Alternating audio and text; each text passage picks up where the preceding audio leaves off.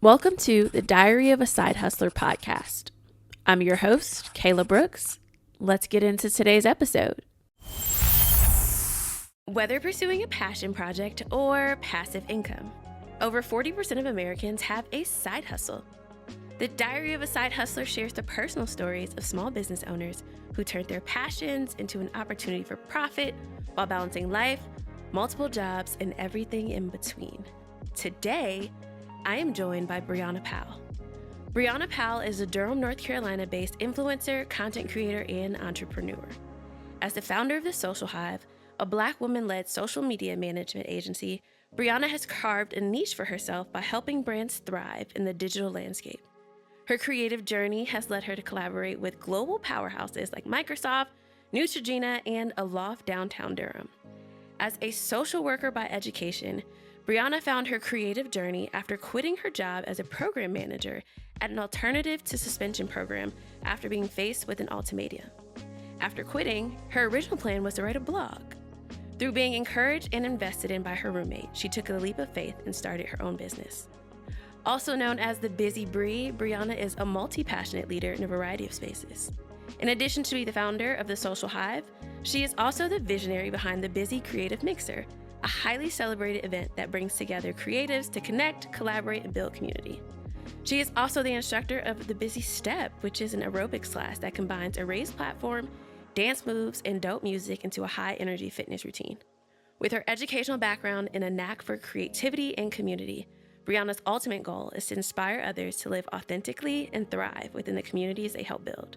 Bree, welcome to the show. I'm about to cry. What? That was beautiful. Thank you so much. Thank you for having me. I'm excited to be here. Absolutely. I'm excited to get to hear a little about your story today. I'm excited to share. Okay, well, let's get into it. Yes. Just as a little icebreaker, when you were younger and someone asked, what do you want to be when you grow up? What did you say? I wanted to be a teacher, and then I wanted to be an athletic trainer. And then I became neither of those things. So, yeah. Did you ever try and pursue any of them? I did try to pursue athletic training. I went to a high school that had a couple different programs that you could go into as far as an academy. And I was in the sports medicine track and I loved it. But then I had to start learning all these body parts and all this anatomy child. And I didn't consider that when I went into it. I was, no, thank you. That's too much. So I was blessed enough to have people in every grade level, Black women specifically, actually, that really nurtured and really poured into me. And my junior year, my guidance counselor was like, I think you'd make a great social worker. And I said, I think you're right. Yeah. Do you know what she saw in you that made her say that you would be a good social worker? I'm an eldest daughter, so naturally I'm just super nurturing and almost like mothering my friends. And I was like that even in high school. And I think she saw that. And also, I really, really loved working with kids all the time. Like my senior project, I actually formed an after school program for the adjacent elementary school. And that is just something that I've always really, really loved. So I think she saw that even before I could see it in myself. And then I also read this book. It was called A Child Called It. Changed my entire life, and I was committed to saving the world one child at a time. So yeah. I never read the book, or there's a movie too. If I'm And not, I don't know that I don't know if I'm strong enough to watch the movie. I remember like seeing pieces of it, and it was pretty like brutal. I was like, "There's no way this happens in real life." And it does. It's very unfortunate. And these kids are still expected to come to school to learn like everybody else. And it's awful. For those who may not have read the book or seen the movie, can you give a brief synopsis of what happens in A Child Called It? So A Child Called It is essentially the autobiography of David Peltzer. I think that's his last name. It chronicles his life as a child who was in an abusive home. He would go to school, his clothes would be ripped and dirty, and he would actually have an odor to him as if he was unkept. And there was a social worker who noticed, and when they went to the house to do a home visit, of course, the family cleaned everything up. And that very night, I remember this, I was going to say that earlier, They made him clean the bathroom, and they closed him in the bathroom with ammonia, bleach, Oh my and goodness. something else, and just like locked him in there and told him he needed to scrub the bathroom until it was spotless. And there was another instance where he had older brothers, or maybe just Mhm. siblings. I don't remember their ages.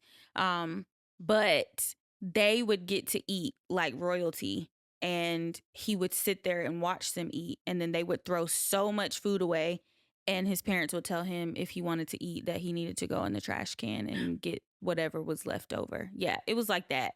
Um and I do know that eventually he was loved by a foster family, but I really only remember the terrible parts. Unfortunately, I don't even remember the part where he got a happily ever after, if you will.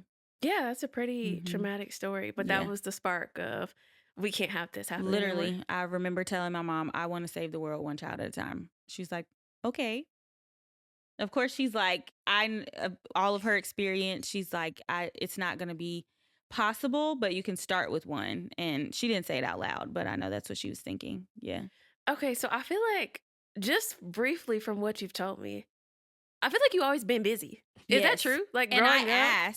I asked my mom recently if I've always been busy, and she was like, yeah. And I was like, how? And she was just saying that I was always into things, like sports, clubs, and student government and all of the things. I was just always involved in something, and I was committed to doing things well, and the things that I wasn't, I was like, mommy, I don't want to do that no more. Like, Mhm. no, thank you. But yeah, I have always been busy, but I hadn't thought about that until recently. Okay. Do you feel like anybody else in your family is busy? Like, do you have other entrepreneurs in your Oh family? yeah. Okay. So my grandma has owned a hair salon since before I was even born. It's named Okay. after my mom and her two sisters. That's beautiful. DMS Hair Creations, and she sold it. mm, Maybe right before, right after COVID hit. Okay. And so she's still doing hair though. So she's still an entrepreneur. She has her own kind of suite in someone else's salon. And so that is the first entrepreneur that I've ever known.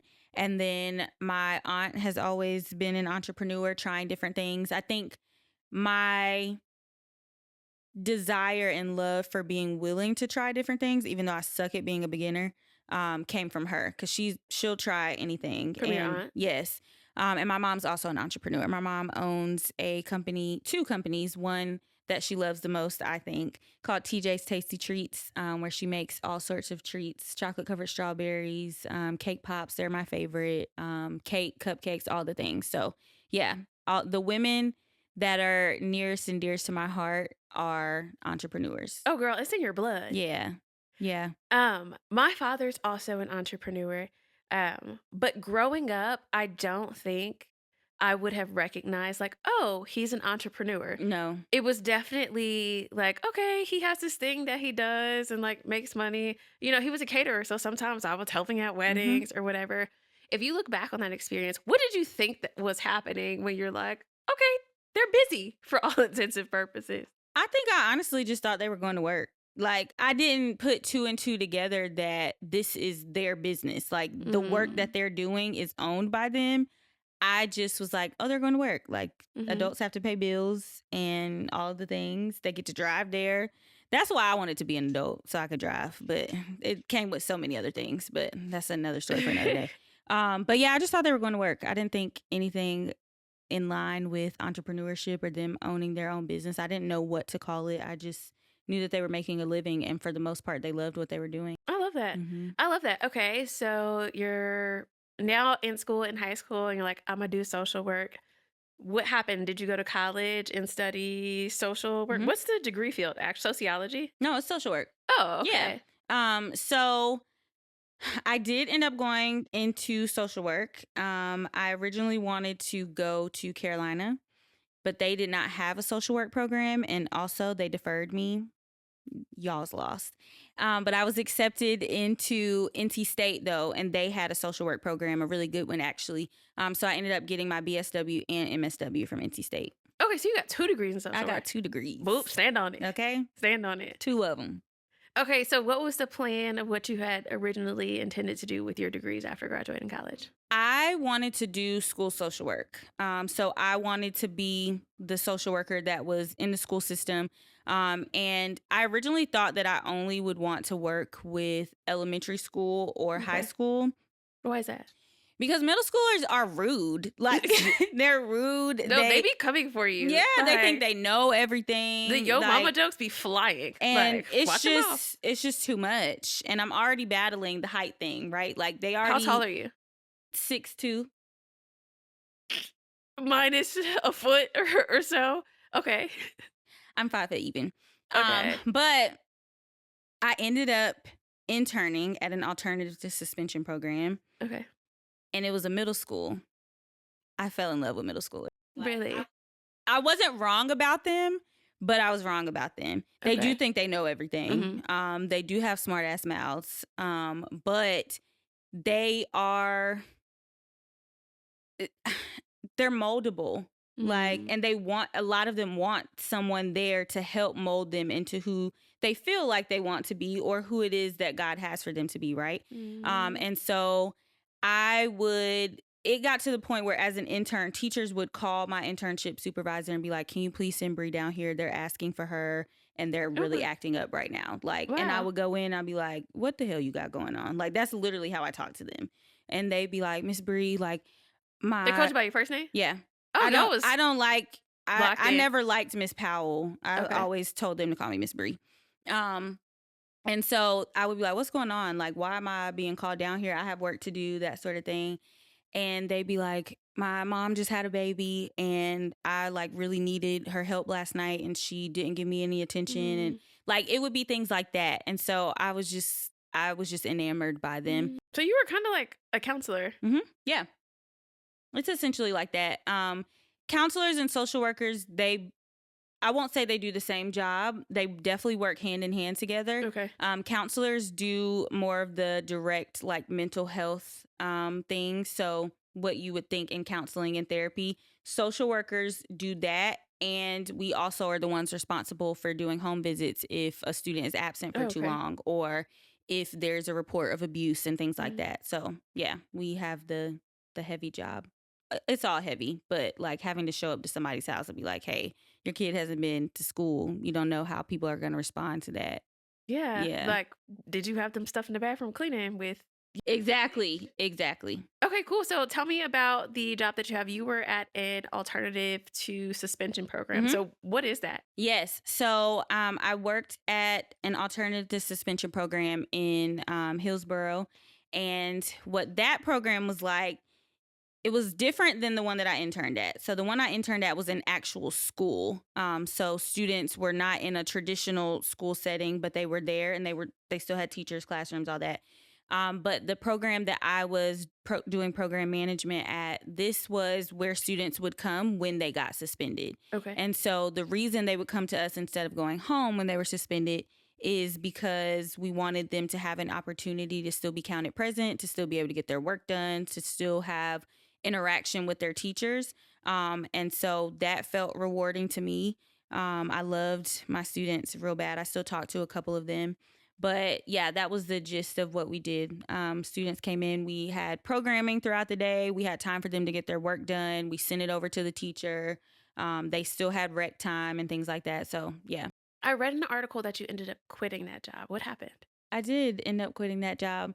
So what happened was tea time. Yes. So when I started there, I had one executive director, loved her. We were really close. And then she made a decision to transition out of being an executive director. And when we were doing the search for a new executive director, of course, as the program manager, because the way that it went, it was executive director, director of operations, admin, me, our student coordinator, and then all interns. Okay.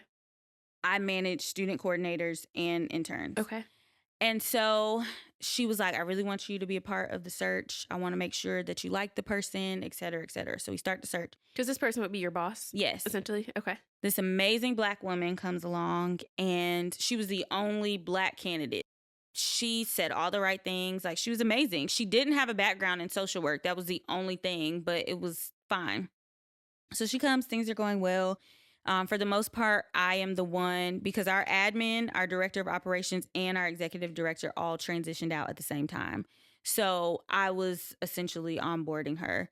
And things were fine. We were prepping for the next year. This was during COVID. And so one of my interns was immunodeficient. And so she was asking me, what protocols are we putting in place for students to come in? Because obviously she is really susceptible to what is going on in the world with COVID. So as a manager, I went to my boss and was like, hey, what are our plans so that we can make sure that whatever. And she said, well, you weren't worried about protocols when you went to Hawaii for spring break. Oh. Now, mind you, Hawaii required that before we even got on the plane to leave North Carolina. Also, not too much of my personal life. And also, it was during spring break. So whenever schools were out, we were out. Like, I didn't have to put PTO in. There was nothing like that. So I was like, well, actually, so that was one thing. Now, when she first started, I asked for a raise. Because when I started at the job, there were two program managers, one managing one county, the other county. When COVID hit, she transitioned out, so I'm now managing two counties. So I'm like, I'm doing double the work. I would like a raise. I'm doing two people's job, actually. And so I explained it to her, and she was like, oh, no, that makes total sense. Let me just get like 60 days to where I can get to know your work, see you work, and I can take it back to the board. But I was like, okay, cool. Maybe a month went by, and she said, let's meet so we can talk about your plans for the upcoming school year. When I got in that meeting, she said, it is my recommendation that you step down to the role of a student coordinator. Student coordinator is the role that I managed. For $17 an hour, she wanted me to step down. She wanted me to go from salary to $17 an hour. And so in the moment, I'm like, oh, no. She tried to frame it and say, I'm suggesting this because I want to make sure that you still have the ability to connect with students and whatever. And I was like, this is my third school year. I know how to maneuver and be a program manager and also build relationships with the students that come in. And she was like, oh, I'm sorry if that sounded like a suggestion. That decision has been made. So what was her rationale? Did she tell you? She literally said she wanted me to have more time to whatever. And then also, I think she added on something about the Hawaii vacation. And I'm like, mind you, Black folks love a mind you, but seriously, mind you, the week before and after, whole family was sick with the flu and then got COVID. So you telling me it don't make sense for me to ask what the protocol is going to be? And you worried about me going to Hawaii? I didn't get sick. So, but yeah, there's that. I put together a 60-day plan, hoping that would work so that I could keep my job. And she was like, no, you need to let me know whether you're coming or going. So I had a decision to make, and I decided to quit. Wow. You want me to take $17 an hour with a master's degree? There's so many other reasons like that go into it in that space alone. Like for interns, they have to be supervised by an MSW. I was the only MSW at the company or the organization. So, and then if I step down as student coordinator, when you bring in a new program manager, who's going to train them? I hope you don't think it's me. Interesting. So if I go back that time, hearing your story, the people who influence you, even your business now, you support Black women, you advocated for this Black woman to be in this position, essentially got her job. How did that make you feel to be sitting here and like someone who I rooted for, that I'm advocating for, is not advocating for me? I was really disappointed and hurt by that. And that had never happened to me before. Like I think I had talked to friends who worked in corporate spaces and they had, I won't say similar experiences, but experiences with Black women who are higher up, who weren't as welcoming or weren't as willing to be like, hey sis, come on over here. Like, let's make sure you got what you need. But it had never happened to me. So I was just really disappointed and shocked by that, especially as someone who did their job. Like, it's not like I came in there and was just half-assing the work that I was doing. You weren't underperforming by any means. No, I genuinely cared about the work that I was doing. So for her to come in and do that was really disappointing. Yeah. That stinks. Mm-hmm. So when you said, "Hey, I'm quitting," did you have a plan of what you were going to do? Girl, no. I didn't know. I did not know. And that was, so I live with anxiety. And the day that I ended up quitting, I had one of the biggest anxiety attacks I've ever had, because I'm like, well, what am I supposed to do? Like, rent is due, all this stuff. But the Lord had lined it up to where I had started saving, and I need to get better at it, but I have not always been the best at saving. But for this moment in particular, I was saved up. I literally started saving, and I was the person who, not for nothing, like, I got my rent paid between the 1st and the 5th. Like, it's always on time. Even when I had it, it was just like, oh, okay, I'll just pay it, by the 5th. This month, like the June, I quit essentially July. It was the end of June, but June, I had stacked this money, and one day, it was like June 23rd or something like that. I hadn't quit yet, or I hadn't quit yet, nor had I been presented with the desire to quit. I was just sitting there in the parking lot of the store, and I was like, I'm about to pay my rent. And I knew it was a God thought, because I even stopped and I was like, why? Like, but I was like, I'm gonna just go ahead and do it. And now I know it was because all of this was about to happen. He's like, no, I need you to go ahead and like lock in. So yeah.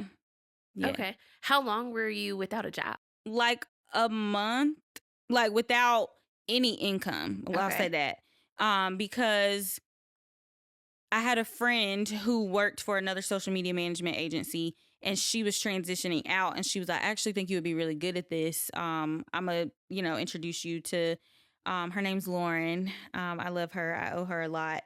But I started working with her. And so that kept like me afloat and kept my bills paid. And I also had secured my first social media client in May of that year. So I had that monthly income as well. Okay, how did you go about securing a social media client before you knew that you were leaving? Child, just existing. Like, literally, I'm just on social media and I get a message from someone I don't know and was like, hey, can you manage or do you manage social media? And I was in the living room with my roommate at the time, and I was like, Chelsea, look at what somebody just sent me. And she was like, oh, that's dope. I'm like, dope? I've never done this. Like, and she said, okay, well, we're not going to tell her that. You're going to tell her, yes, that you can do it, and you'll figure it out. That woman paid me $1,000 a month with she ain't never seen none of my experience other than why what I did she reach out to you if you didn't manage social media? The Lord knew exactly what was about to happen. And he was like, I'm about to set it up real nice. Was your personal social media popping or something? I mean, sure, but not like it is now. Like, I really don't know what drew her to me. Like, I can literally only say that it was the Lord. Like, because there was nothing on my page that gave, I'm starting a social media management business. I was not thinking about that. So I don't know. Did you tell her yes? I sure did. And I had just gotten a new car, and when I got the car, I budgeted based on the salary that I was making as a program manager. Okay. And I remember being like, it's going to be a little tight, but like I can do it. And then that $1,000 a month for that first client came in, and I was like, oh, okay. And then the job happened, and it was like, oh, okay. So the social media management client was really the reason that I was able to save during that time, because I had my salary job and then I was getting that on the side too. So yeah, God set that up. God knew. Real good. God knew. Mm-hmm. Okay, so how did you figure out how to do social media if that's not what you were doing and now you have a client? Lots of Googling, on social media at that time, people were starting to post about them being social media managers. So there was a lot of resources. What year was this?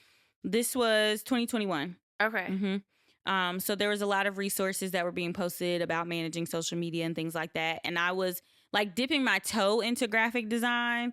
And we love Canva Pro. Okay. We love Canva Pro. That's my girl. I love a Canva Pro. But yeah, so I really was just winging it and like figuring it out as I went. I'm a quick learner, but I also don't like being a beginner. Mm-hmm. So whatever I can do to close the gap of me seeming like a beginner, I'm going to do it. And so I did it. Mm-hmm. Okay. So, assumingly she liked your work and Mm-hmm. kept you as her social media Yep. manager. For a few months. I can't remember when we ended things. But it was at least for the rest of that year, I think. Wow. Mm-hmm. Okay, so you've now quit your job. Mm-hmm. You have a social media client. Did you then come up with the business idea of, oh, let me do social media management? So not for myself. Okay. So I was doing it for Lauren. Hmm. And I was seeing how things were run, and I was like, I wouldn't mind doing this, but I was fine doing it for her, like Okay. doing it for her and her clients. Um, and my birthday was the month after I quit officially. So I quit What a in, way to go into your birthday. girl, with no money. I quit in July. My birthday was in August, and I actually celebrated here in Charlotte. And one of my friends was like, we're just going to do this. And I was like, do what? And he's like, you're going to start a business. And he is an entrepreneur and a very good one. And he's like, I'm going to buy your LLC for you and you're just going to do this. I was like, are you sure? Cause I don't know. And he's like, yeah. And so he gave me the money. I purchased my LLC. And then I was like, okay. He helped me come up with my first like packages, the pricing, what was included. He did my logos. Wow. Well, he had done the logos for technically the Busy Brie, but Okay. the Busy Brie and the Social Hive, like there's an overlap there, obviously. And so I was able to use those and everything, all those logos that he had created and things like that. So yeah, Shout out to good I friends know. who believe in and I invest in know. you. I know. I'm very blessed. Yeah, for sure. You got double for your trouble of Mhm. like advocating for someone else and someone came and advocated for you. Yeah. Then you decided I'm gonna start my business. Like I have this LLC and I'm just gonna make it work. Yeah, because at that point I had some level of experience Okay. because I'd had that client for so long. I started like putting myself out there, like started posting, started following other social media managers, Okay. seeing like, what they were doing, reaching out to them. And again, I was working with someone who owned an agency and Hmm. was able to see how it worked. And she has always been, still is, someone that was super open and willing to share with me, like, here's what to do, things like that. So I had the experience at that point. So I was like, let's just do it. And then I got my first client, which is a nonprofit called Intech. They have changed their name since. But I actually went to college with the original founder, and she trusted me to run social media. I got really good at graphics with her. Like, Okay. she really challenged me in a really great way. So, yeah. How did you learn to do graphic design? You just played with it, figured Mm-hmm. it out? Did you take classes Mm-mm. or YouTube University kind of thing? I literally was just on Canva messing around. Like, and when I go back and look at the graphics I was doing for the first client that just randomly messaged me, even from like May of that year to when I started working with Intech in like Q4, those graphics were significantly better. Okay. Like the ones the ones that I made for my first client, like they got the job done. But if like me now looking back at those graphics, if I were her, I'd have been like, girl, this is trash. Like it's like it was good, but girl, this is bad. Yeah. So I just really got on Canva, utilized templates, played around with those, and then started seeing what I liked and played around with what my own like graphic design style was.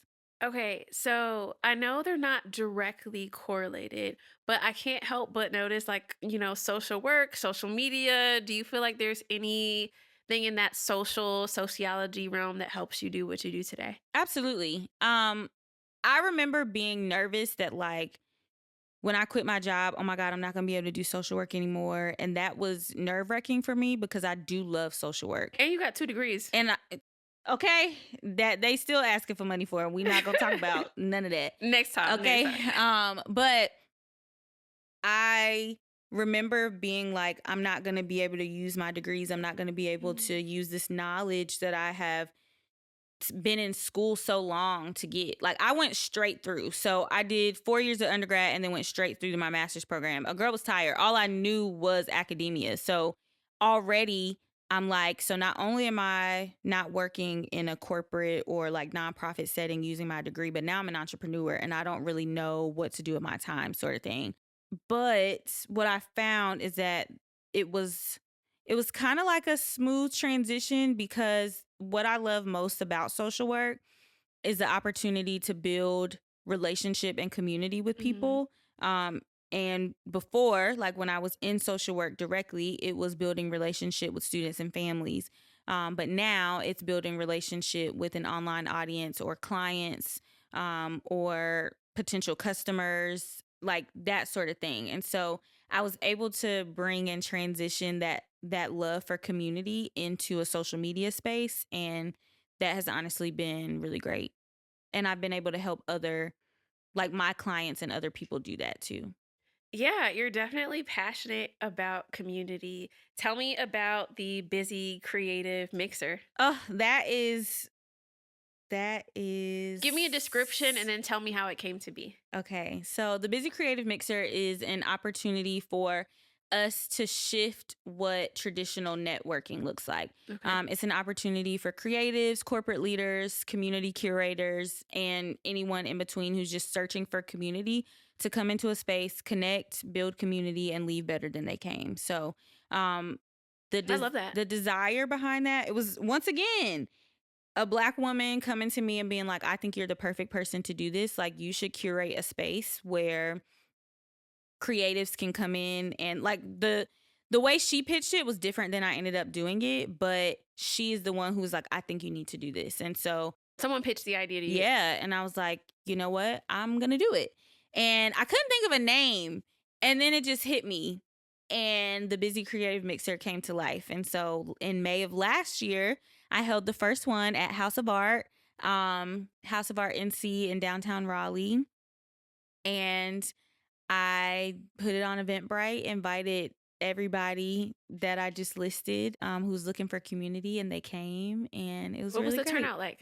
I think I had like 60, maybe 65 people at the first That's a one. good turnout. And I definitely sold out. So my goal was 50. Okay. And I remember hitting that, even though like some of the tickets that I sold were people just genuinely like, I just want to support. So like, I'm Mhm. gonna buy a ticket. I won't be able to make it, or Ticket's a ticket. or okay, like it helped supply what we needed for the event. Yeah. I had introverts coming in there and being like, I was so nervous to come. And I remember like when I was planning it, I had to talk directly to people in my life who are introverts, because I am not an introvert. And Mm-hmm. so I was like talking to some folks who were reaching out and who were like, are like, what are introverts going to be able to do? Like, have you thought about that? And I'm Mm-hmm. like, I'm going to be honest, I hadn't, but I appreciate you for asking, because that's a great question. What are you looking for? And what we ended up coming up with was having connection questions throughout the space, so that introverts or extroverts didn't have to come up with their own questions Oh, or their okay. own ideas. Like, it literally was conversation starters. We had a DJ, we had food, we had drink specials. Oh, so it was a vibe. It was. And at that time, like with the first one, I didn't really have like a layout. Like I had giveaways, I had sponsors and things like that. But what ended up happening is like the beginning was like networking, community building, in a fun way. Like we were drinking and Mhm. things like that. And then the last half, oh, everybody just turned up. Like Oh, it it was a turned party into party. like a day party. It was so much fun. And I was on a high from that, like for the rest of the day. I love that for you. And also, I feel like you just have a knack for bringing people together. I know that the social media management agency, you have a full team. Mm-hmm. So, when did you realize that one, I need a team? And then how did you go about securing one? It was pretty soon after I started. I made it till about December. Okay. And I spent many late nights up until 1, 2 o'clock in the morning. At any given, so I was also still working for someone else's agency. Okay. So at one point, I had like 8 or 9 clients Wow. that I was expected to do stuff for. Okay. And I remember being like, Lord, this can't be why you had me quit my job. Ain't no way. Because if it is, send me back. Like, and I'll take the pay cut. I No, I won't. I won't. But I just remember being like, I need a team. And so I created a graphic, posted it on social media, and Like, people actually responded. And I was like, oh, wait, like, this is real. Now I have influence. Like, so I'm holding interviews and all this stuff. And I was able to bring on some really amazing women. My team is all women of color. And it's amazing, and they're super talented. They're all just amazing. Yeah. So it was around maybe like the 3-month mark, and I was just like, I don't think I can do this by myself. So yeah, I brought on a team. I feel like a lot of entrepreneurs, myself included, our business is our baby. Yes. Like, don't touch my baby. Definitely don't call my baby ugly. How did you get to the point of being like, I need a team and I'm going to let somebody else touch my baby? It was still a challenging transition because it was like, oh, I don't like this. Like, why do you do things this way? Like, why don't you do it this way? And eventually I just had to be like, hey, if you're going to hire people and bring them on to help, yes, we can train them and let them know, like, these are our processes and things like that. But I don't want to be the manager that nitpicks how you do it. I just want it to be done, and I want it to be done in excellence. But if I'm just going to hover over you and watch you do it, then I might as well do it myself. Well, also, when did you quit working for your friend's social media, or did you ever quit? I did. I think it was like Q2 of the next year, so of 2022.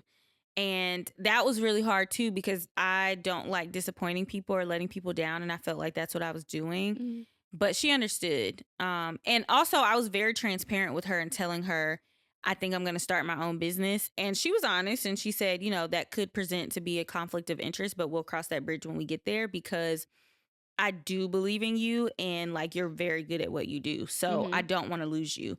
But then it got to a point where it's like, I'm trying to juggle your clients and mine. I can't. I'm not sleeping. I can't do it. So you have 2 jobs, like you're working for someone else's social media management agency, and you have your own. What do your time commitments look like on a regular day? I was still going to the gym, so I'll go to the gym at like 8 or 9, and then I would start work around 11 a.m. And most days I wouldn't be able to stop until like 9 p.m. Wow. Okay. Sometimes later. And then I remember getting to a point where I said, okay, my boundary at this point is going to have to be, I cannot work past like 6:30. That's what I made my cutoff, because I'm like, if it's not done, it can wait till tomorrow. Like, unless there's a hard due date. And if there's a hard due date, sis, we need to do a little better about managing our time. But I cannot keep staying up looking at this screen until 9, 10 o'clock. So I had to set a boundary for myself. And then I also remember at some point realizing, when you're an entrepreneur, folks really expect you to work 24/7, 365. All day, every day. And I had to nip that in the bud. So I started implementing, and like, I integrated it into my contracts, where I take a bi-monthly week off, and me and my team are off for a full week. I love that. Yeah, because I love that. Yeah. And I do 2 weeks in December for the holidays. Okay. Yeah, you gotta have your boundaries. Yes. Gotta have your boundaries. Okay, so now that you're a full-time entrepreneur, have you ever had moments where you thought back to your grandma, your mom, your aunt being entrepreneur, and how that shaped how you became the entrepreneur that you are today? Yes and no. I feel like in a lot of ways, entrepreneurship makes you have this like tunnel vision, to where, and it's not like the good kind of tunnel vision where it's like, I have a goal, I need to focus on that. It's like, I'm so wrapped up in trying to keep this business afloat, trying to make sure the team is paid, trying to make sure my bills are paid, that I can't even think back on what other people did. But when I do take a moment to think about it, the like thought is, how the hell did they do this? And why did they let me do it? That's usually what the thought is. And I think about it sometimes. I'm like, how did people do this and have children? Like, girl. Because I'm struggling to take care of myself. Me and my roommate meal prep together. And on the days that we don't like meal prep and I have to figure out what I'm going to eat, there have been days where I'm like, one day I'm going to have to think about what I'm feeding myself and some little nigglets And another mouth? a man. Yeah, no. Oh, brother. Like, but by that time, Lord willing, the business is going to be running itself. I'm going to just be the face of the business.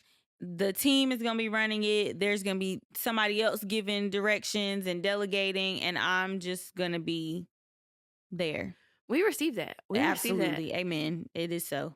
So I have to ask, I ask all the guests that usually people who didn't study business, when they sign up to have their own business, they never really signed up to do the finance, the accounting, the business management, the admin stuff. It's like, no, I actually want to do social media management. So how did you figure out all the other things?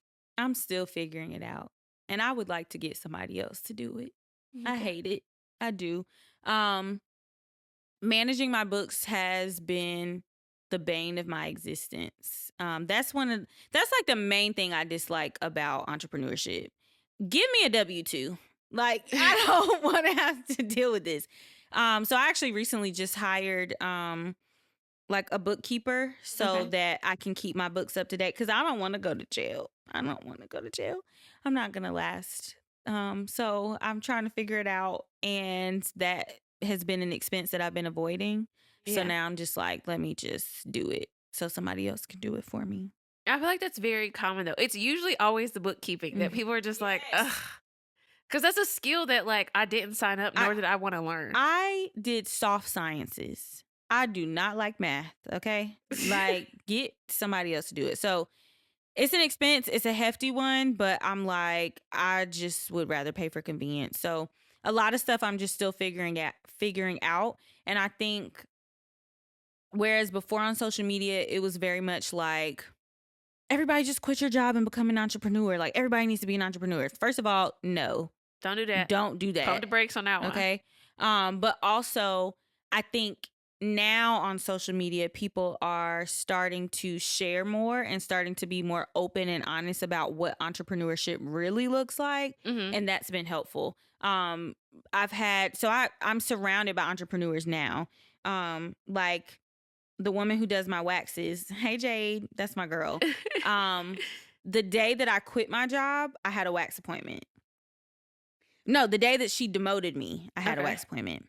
So I go in, and me and Jade are always like, hey, girl, whatever. She's like that. And I walk in, I'm like, hey. She's like, oh, what's going on here? And I was like, I got demoted. Mm. And so I'm like on her table, like crying. And I'll never forget. With your coochie out, your legs open. With my coochie out, butterfly. I'll never forget. She was like, I want you to dry them funky ass tears, because it's going to be all right. Like, this is obviously happening because God said so, and you're going to figure it out. And she was like, actually, at this point, I'm testing your hustle. You going to fold, or you going to figure it out? And I was like, well, I'm not folding. Like, with tears, I'm like, I'm not going to fold. Also, I'm way too vulnerable in this position right now for you to be checking me like this. Well, girl, this was our thing. Like, if it wasn't me being demoted and me crying on the table, there were other things. Okay. But yeah, and she had a hand in pushing me into like, this is just the next season of your life. So I think being surrounded by people like that who are honest about it, like she tells me all the time, my business will be 4 in September. Ooh. She's like, you're only 3 years in and you're doing better than most people when they are 3 years into entrepreneurship. And I'm like, well, if I'm doing good, y'all must have been in the pits, because this is crazy. But it's comforting to have people say things like that because they've experienced it. So I feel that misery loves company. No, I'm joking. Okay. No, I'm joking. Okay. So now also tell me, you have a lot of projects. Like, you a side hustler for real. You have a lot of projects. I don't even know where to start. Should we start with the busy step, or we got clothes at home? We can start with busy step. Okay. So tell me, describe for the people who don't know what step classes are. What is step class, and then what is the busy step, and how do you get into it? Step class is a very fun aerobic cardio workout that makes you forget that you're working out. It's your favorite music, you putting together some sort of routine on the elevated platform, high energy, intense at times, real sweaty, but a really good time. The way I got into it, so I attend the best gym in North Carolina, GTA Fit and Perform. And my trainer was just interested in like bringing specialty classes into the gym. So outside of him training, he was like, I want like people to be able to do other things. And he said, so I saw you post a step on your story, because at the time I was doing someone else's step. They are based in Atlanta, but they have an online platform. So I would post like me doing the routine on my Girl, people be story. following your post. Okay. Yeah, and people would be like, "Is this in 2x speed?" I'm like, "No, it's not." So he was like, "Do you want to lead it?" I was like, "Me?" And he said, "Yeah, I think that would be great." And so I was like, I mean, I'm willing to try. I was super nervous about it because I'm like, I've never led a step class. So I got to come up with the routines. It's crazy. But I did it, and I've been able to form a community around Busy Step. Like, I love when the women tell me that this is just such a safe space for them, even if they can't get the routine down. Like, they just love being in the room. Mhm. And I just really love that. And it's been really fun for me, and I really look forward to it. And yeah, that's Busy Step. Do you have any sort of dance background or anything? I mean, not like professionally. I cheered for majority of my life, from like maybe 4th grade until Oh, senior yeah, year girl, of because high you were school. busy. Yeah. I did dance when I was younger.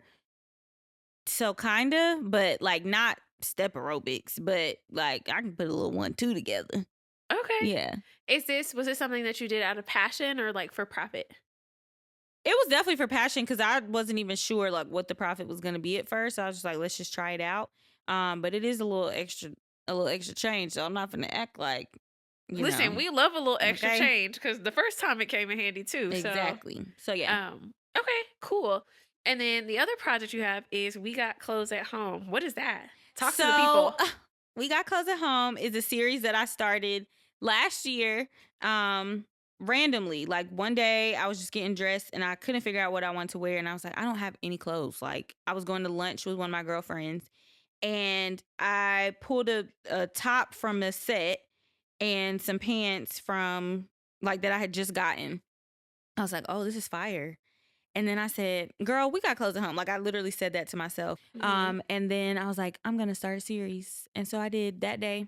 I started the series, and I said, y'all, this is a series that I'm going to call Girl, We Got Clothes at Home, because there's stuff in our closets with tags on it that we have not worn yet. And we're Mhm. claiming that we don't have anything to wear, and we just bought something. So let's get creative with the pieces that are in our closet. And so the movement was born.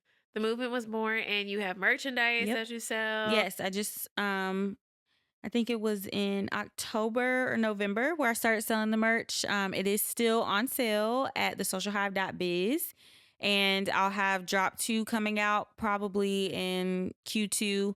But yeah, it's just been really fun, and people will literally tag me in their posts and be like, at the Busy Bree said we got clothes at home, so this is the outfit that I came up with today. And that's just really cool to me. That feels like community impact.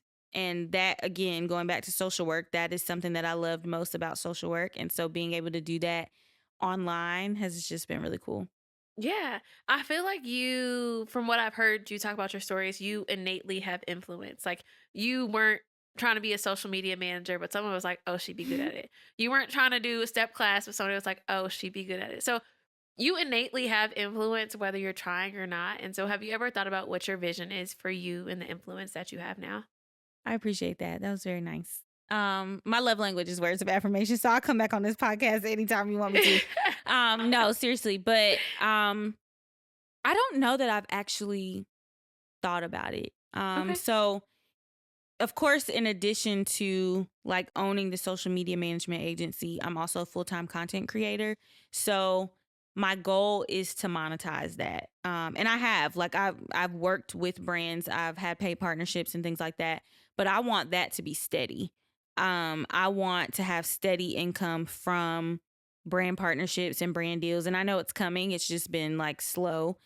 And also I'm running a business. So I think once my business gets to a certain point, I think it'll make more sense. But I am still bringing in money, thank you, Lord, from brand partnerships. I just wanted to be a bit more consistent. So I guess if to answer your question, that would be where my mind kind of goes. Okay. Yeah. Cool. Being an entrepreneur is not easy. No. And there are days that get really, really heavy. Have you ever considered quitting?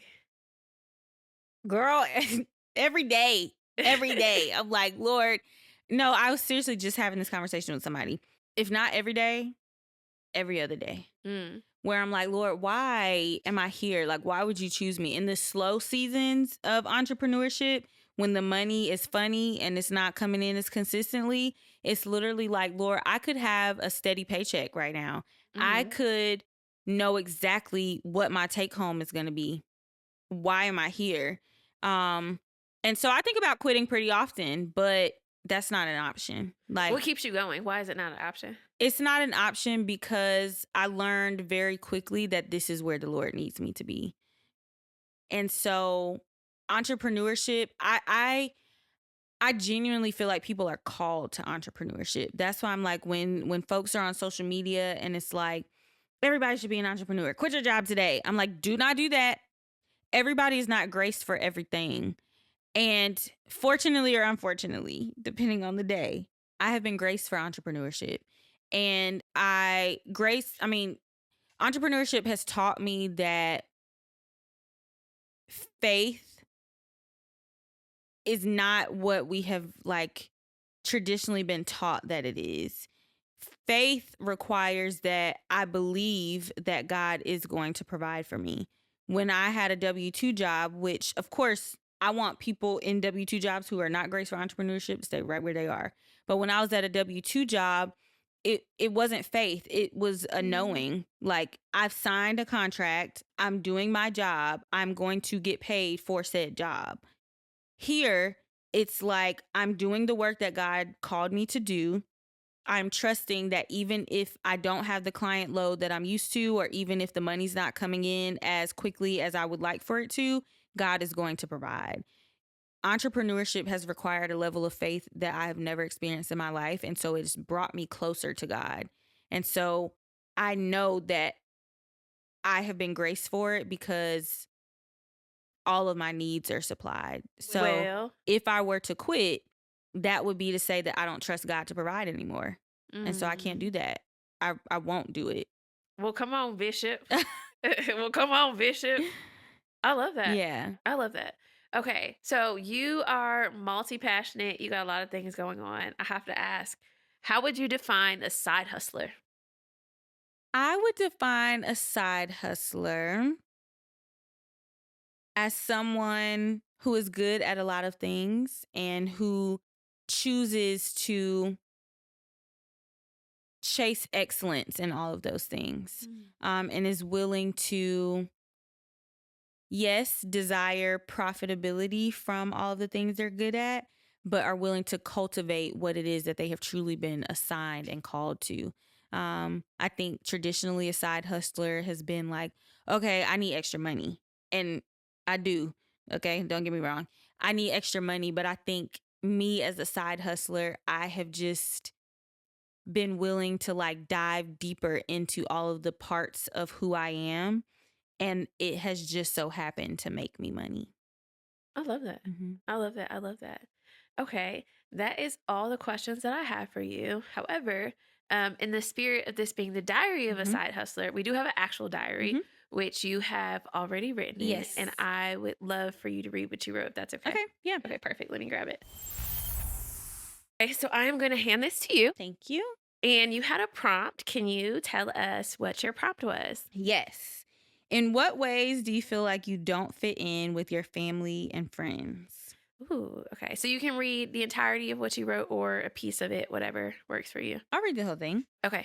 Okay, so this question brought up two answers. One, I don't fit in with family sometimes because I am an eldest daughter, so my feelings and my plight, if you will, are just very different.